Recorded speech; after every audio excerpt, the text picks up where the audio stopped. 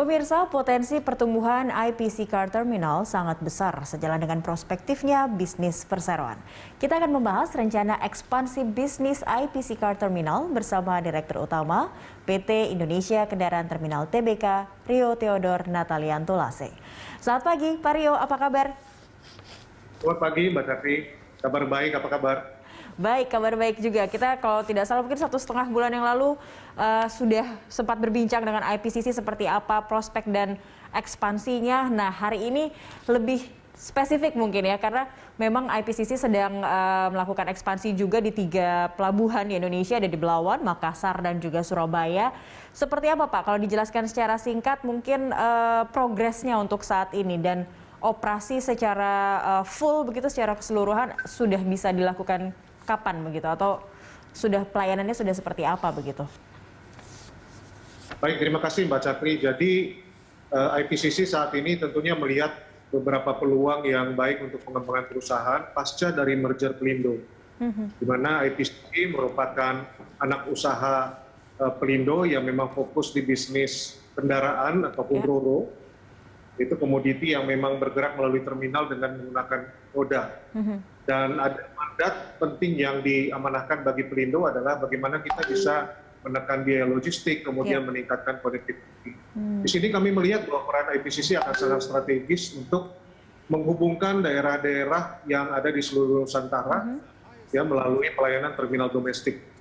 Jadi uniknya Indonesia adalah beberapa pulau besar menjadi outlet atau pintu untuk pergerakan kendaraan ataupun alat berat. Nah, ini yang kami akan manfaatkan, kami optimalkan sehingga operasionalnya bisa memberikan standar layanan yang lebih baik ya kepada pengguna jasa, dan pastinya in the long run itu bisa memberikan dampak yang positif bagi penurunan logistik di tanah air. Dan tadi terus sudah disampaikan bahwa ada beberapa kota utama di pulau-pulau di Indonesia ini yang kami melihat potensinya sangat besar, terutama juga untuk menyambut tren positif ya dari sisi penjualan kendaraan, kemudian meningkatnya industri pertambangan atau perkebunan yang membutuhkan alat berat, sehingga 3 daerah yang sebenarnya sudah beroperasi, tapi kami melihat ada rooms untuk peningkatan layanan dan juga peningkatan kapasitas sehingga bisa memperlancar konektivitas dan pertumbuhan arus barang ya, yang terutama khususnya di bidang otomotif. Demikian Mbak Cathy. Baik, kalau untuk investasinya sendiri Pak Rio di 3 pelabuhan yang akan dikembangkan ini, seberapa besar begitu investasi yang dibutuhkan oleh perseroan? Ya, untuk saat ini kami belum secara detail ya, menghitung berapa besar untuk investasi yang kami butuhkan di sana. Hanya secara basic infrastructure sudah ada.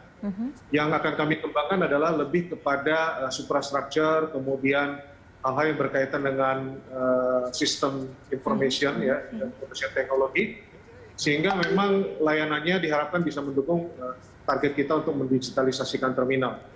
Dan juga digitalisasi ini sangat penting sehingga beberapa terminal yang lokasinya remote itu bisa terintegrasi, dan ini tentunya bisa mendukung kelancaran arus barang di terminal kendaraan ke depannya. Jadi untuk nilai pastinya sedang kami perhitungkan, tapi pastinya ini akan membutuhkan dana juga yang kita harus sediakan pengembangan terminal. Baik, dan untuk 3 terminal itu tadi, ada Belawan, Makassar, dan Surabaya.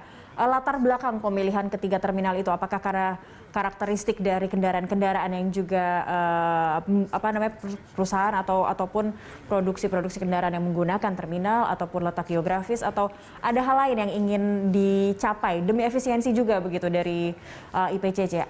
Ada apa latar belakangnya Pak Rio?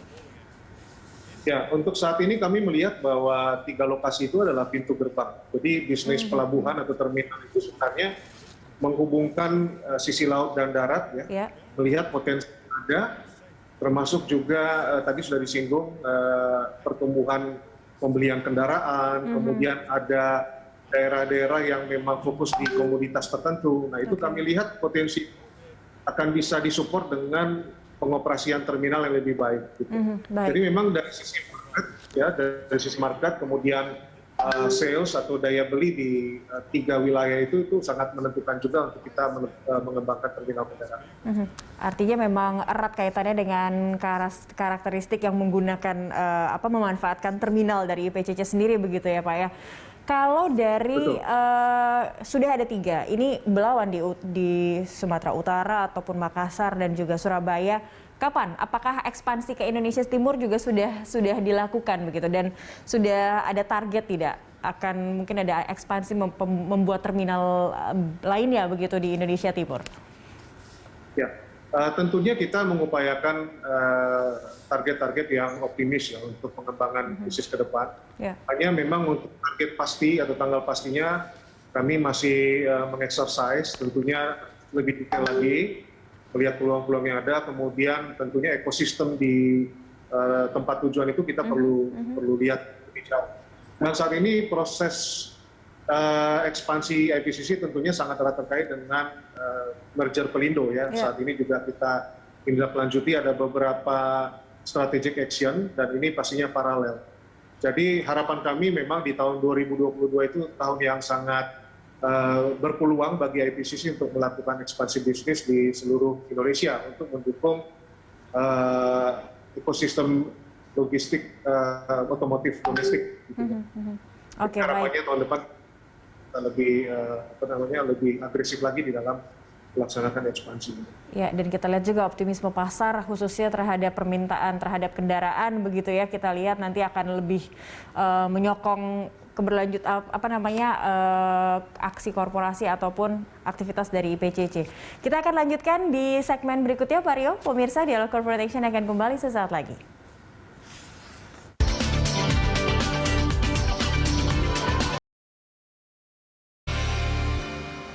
Pemirsa, PT Indonesia Kendaraan Terminal Tbk telah menjadi salah satu emiten yang menarik bagi investor di pasar saham. Rekan Rolando Sambuaga akan menyampaikan berbagai informasinya untuk Anda. Anda silakan. Ya baik, Cakri dan pemirsa, saham PT Indonesia Kendaraan Terminal Tbk telah tampil atraktif sejak awal tahun ini. Kita simak bersama datanya. Ya, PT Indonesia Kendaraan Terminal Tbk dengan kode emiten IPCC melakukan pencatatan perdana di Bursa Efek Indonesia pada 9 Juli 2018 di papan utama dengan bidang usaha utama bongkar muat barang dari dan ke kapal. Ini mencakup cargo dooring, receiving, delivery, dan stiff dooring. Lalu juga di sektor infrastruktur, subsektor infrastruktur transportasi, industri operator infrastruktur transportasi, dan subindustri operator pelabuhan. Dan berikutnya kita simak bersama ada siapa saja pemegang saham dari IPCC ini. Ya, kita lihat berwarna merah ya, PT Pelabuhan Indonesia II. Ini sebesar 71,28% atau senilai 1,29 miliar lembar saham. Berikutnya kita lihat PT Pelabuhan Indonesia Investama sebesar 5,54% atau senilai 100,68 juta lembar saham. Dan berikutnya ada PT Multi Terminal Indonesia dan juga karyawan dengan program ESA-nya, dan sisanya masyarakat sebesar 22,45% atau senilai 408,26 juta lembar saham. Dan pemirsa, berikutnya kita simak bersama pergerakan nilai saham IPCC. Di awal tahun ini kita lihat cukup atraktif ya. Kita lihat ini di 785 rupiah per lembar saham, namun kemudian terus merosot sehingga kita lihat pada penurunan terdalamnya kita lihat ini ada di 14 Juni yaitu di level 496 rupiah per lembar saham. Namun kemudian rebound dan ini pada Agustus di posisi yang cukup baik yaitu di 6.075 rupiah per lembar saham. Namun kemudian turun lagi, sempat anjlok lagi dan sempat menguat lagi pada November yaitu di 580 rupiah per lembar saham, dan pada perdagangan kemarin 2 Desember 2021 kita simak di level 560 rupiah per lembar saham. Ya, demikian Cakri, kembali ke Anda. Baik, terima kasih Ando, dan kita kembali bersama Bapak Rio. Pak Rio, kalau melihat pergerakan saham dari IPCC tadi, Anda sendiri menilai seperti apa pasar menilai atau persepsi pasar terhadap harga IPCC? Ya, kalau kami mencermati bahwa pasar melihat perkembangan di IPCC ya, di mana apabila IPCC itu menyatakan bahwa memang ada beberapa peluang ke depan gitu, pasar akan berespon positif gitu. Dari beberapa pengalaman kami gitu ya, kami melihat sewaktu kami membuka satu kerjasama yang baru gitu ya dengan customer car maker, pasar merespons secara positif. Dan memang tahun ini adalah tahun yang sangat baik di mana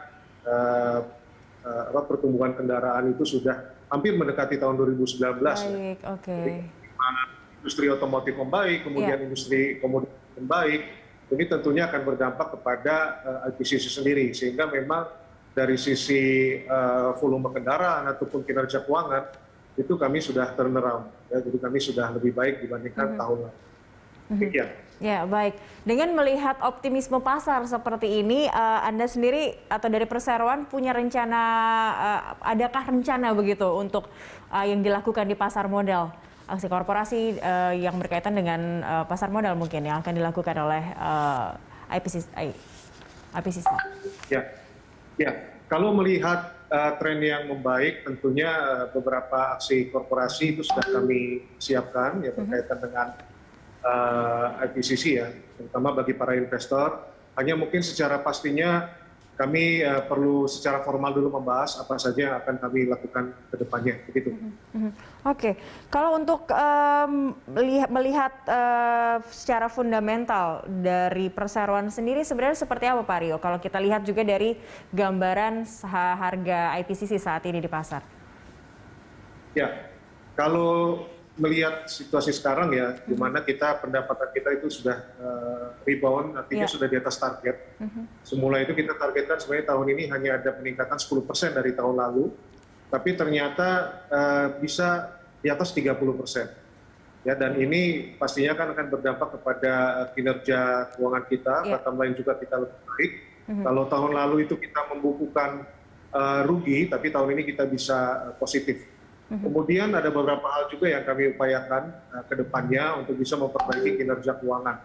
Kalau saat ini kita menggunakan skema rental terhadap aset lahan di mana IPCC beroperasi, ke depan kita akan propose untuk mekanisme yang lebih baik sehingga pastinya akan berdampak secara fundamental bagi perusahaan. Kemudian dari sisi piutang, kita juga saat ini mengupayakan adanya percepatan piutang kita bisa tekan. Saat ini hanya sekitar 30% daripada posisi tahun lalu di periode yang sama. Dan secara efisiensi juga dari operating ratio kita sangat baik, di mana kita melakukan efisiensi di beberapa bidang.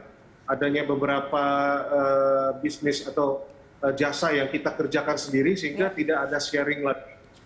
Dan ini meningkatkan secara umum laba operasional perusahaan. Jadi kalau saya melihat tren ke depan, dan kami sangat liquid, IPCC sangat liquid, cash sangat kuat, ya dengan EBITDA margin yang di atas rata-rata industri untuk pelabuhan, bahkan secara internasional itu di atas 40%. Jadi beberapa figur itu menunjukkan bahwa memang tren ke depannya bagi IPCC itu akan sangat baik dan bagi para investor tentunya akan lebih menguntungkan lagi. Baik, optimistis di 2022 begitu ya, sudah nampak di depan mata. Tapi kalau Anda sendiri melihat dengan integrasi Pelindo dengan IPCC, kalau dilihat dari untung rugi mungkin atau prospeknya begitu, dan mungkin sudah mulai terasa saat sekarang ini begitu ya, mau menutup 2021. Apa saja sebenarnya gambaran yang didapatkan oleh IPCC untuk saat ini Pak Rio? Ya, pastinya dengan adanya integrasi Pelindo, semua unit usaha yang ada di grup ini akan semakin fokus pada spesialisasinya, begitu ya. Jadi strength. Jadi untuk IPCC yang memang fokus mengelola terminal ro-ro atau kendaraan, tentunya kita akan mengoptimalkan semua fasilitas yang ada di wilayah Pelindo Group untuk bisa dilakukan improvement. Karena memang setiap usaha, unit usaha itu dituntut untuk bisa meng-create value atau value creation. Itu ada di cluster non peti kemas. Jadi memang target utamanya adalah bagaimana kita bisa meningkatkan konektivitas antar wilayah di seluruh Nusantara. Jadi secara domestik, IPCC akan sangat berpeluang.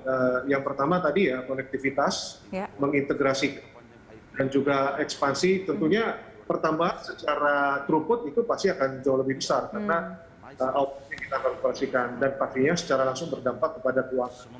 Sementara untuk ekspor impor, di mana IPCC juga sangat berperan ya mendukung kelancaran ekspor otomotif, saat ini untuk persentase throughput itu 90% lebih itu masih melalui IPCC yang RoRo. Mungkin 95%. Nah, selebihnya itu ya karena mungkin masuk di peti kemas dan itu dilayani di sister company kita. Tapi khusus untuk kendaraan atau alat berat ekspor impor yang RoRo itu saat ini masih dilayani di IPCC dan kedepannya kami yakin dengan peningkatan layanan yang lebih baik itu kepada pengguna jasa. Ikut mendongkrak juga kinerja dari IPCC begitu ya Pak Rio? Peningkatan jumlah produksi atau ekspor otomotif ini juga pasti akan berdampak kepada throughput yang dilayani.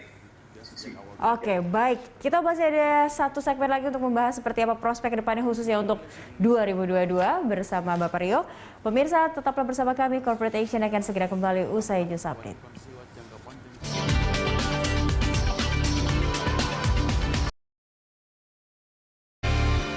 Kembali lagi di Dialog Corporate Action pemirsa, masih bersama Direktur Utama PT Indonesia Kendaraan Terminal TBK. Pak Rio, kita berbicara soal target dari perseroan di 2022. Apa yang akan dilakukan dengan ada juga 3 terminal juga saat ini juga ekspansi ke 3 daerah tersebut begitu. Targetnya akan seperti apa untuk 2022? Baik Mbak Cakri, jadi ada 3 main target kita ke depan. Tadi kita sudah banyak diskusi mengenai ekspansi. Tentunya tidak hanya 3 daerah tersebut, karena ada beberapa area juga sebenarnya diminta untuk IPCC mulai melihat potensi ke depannya ya, khususnya di Indonesia bagian tengah dan timur. Nah ini merupakan satu bagian dari program kami ya, ekspansi ke depannya, begitu mendukung connectivity dan reducing logistic cost. Tapi secara umum itu kita ada 3 program besar. Yang pertama ekspansi tadi, kemudian integrasi, dan yang ketiga adalah digitalisasi. Integrasi dimaksud bahwa saat ini IPCC fokus di terminal, ya, di terminal kendaraan. Nah kami melihat ada beberapa peluang ke depan di mana kita bisa tumbuh bersama atau berpartner di dalam pengembangan bisnis, sehingga visi IPCC ke depan jangka panjang kita ingin bermain di ekosistem logistik otomotif. Jadi kita mengupayakan untuk adanya integrasi layanan dari terminal. Kalau saat ini mungkin kita melayani terminal ke terminal, ke depan kita akan melihat apakah ada peluang yang lebih baik lagi terminal to door. Artinya kita coba ekstend layanan kita baik dari sisi laut ataupun darat, dan ini sangat menarik dan harapannya ini bisa mendongkrak pertumbuhan di daerah tertentu yang memang saat ini mungkin masih sangat tinggi biaya logistiknya di dalam distribusi otomotif. Nah ini kami sangat terbuka, kami berpartner dalam pengembangan bisnis, dan tentunya in the long run bagi IPCC kinerjanya akan lebih baik dari sisi layanan kami berkembang, kemudian dari sisi finansial juga kami bisa bertumbuh lebih baik. Ya, baik.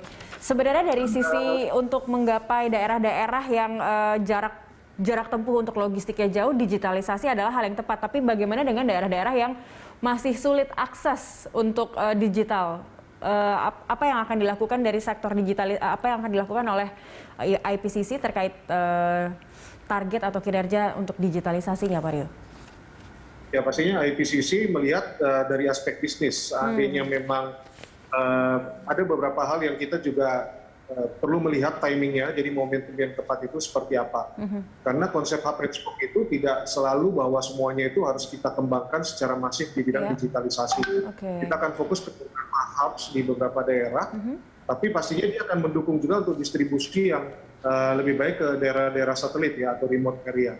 Jadi digitalisasi itu sebenarnya tidak hanya dari sisi langsung kita lompat ke IT ya, tapi bagaimana supaya orang-orang di daerah setempat juga siap untuk menerima digitalisasi tersebut. Jadi secara bisnis kita akan melihat, kita lihat prioritasnya seperti apa. Kalau memang sudah siap, pastinya digitalisasi akan kita extend ke daerah tersebut. Tapi saatnya tidak, kita lakukan pola hub and spoke, tapi intinya adalah distribusi dan konektivitas itu tetap bisa terwujud lebih baik ke depannya. Baik, itu yang menjadi target dari IPCC ya, harus logistik dan juga sasarannya bisa dilakukan tepat waktu, itu penting juga. Baik, terakhir, anggaran CAPEX untuk tahun depan dan alokasinya sudah tergambarkan atau seperti apa Pak Rio? Saat ini alokasi yang sudah kami rencanakan itu kurang lebih sekitar 5 miliar, tapi itu lebih kepada penambahan kapasitas di IPCC di Jakarta sendiri. Kita menambah lapangan tadi sudah disampaikan bahwa yard occupancy ratio kita itu sebenarnya masih 50%, tapi pada saat ekspor sedang tinggi-tingginya itu sangat padat sekali di IPCC. Sehingga kita akan menambah lapangan penumpukan kurang lebih 2 hektar untuk lapangan penumpukan baru. Di Jakarta? Jadi di Jakarta. Nah, untuk di beberapa daerah itu yang kami masih melakukan perhitungan lebih detail dulu, karena kita melihat bahwa di daerah lain itu yang terpenting adalah kita meningkatkan maturity level dari kapasitas terminalnya lebih dulu. Jadi sebelum kita cipin dana untuk investasi, kita lihat dulu improvement secara operasional seperti apa. Mungkin dengan lakukan improvement yang sederhana, produktivitas akan meningkat gitu ya, dan akhirnya berdampak juga kepada throughput dan keuangan. Nah, kita melihat dulu timing yang tepat pada saat memang kapasitas terpasang itu sudah jenuh dan membutuhkan harus banyak. ada Artinya kita gitu ya? Sudah, ya, dengan digitalisasi kami akan melihat supaya konektivitas secara kesisteman juga Jakarta itu ke beberapa daerah tadi itu bisa terhubung dengan baik. Sehingga ini juga bisa menimbulkan efisiensi bagi perusahaan ke depan. Baik. Terima kasih Pak Rio Theodor Natalianto Lase, Direktur Utama PT Indonesia Kendaraan Terminal TBK untuk waktunya pagi ini, Pak. Sukses selalu. Ya, sama-sama, Mbak Cakri. Thank you. Baik pemirsa, Corporate Action akan kembali dengan informasi lainnya sesaat lagi. Tetaplah bersama kami.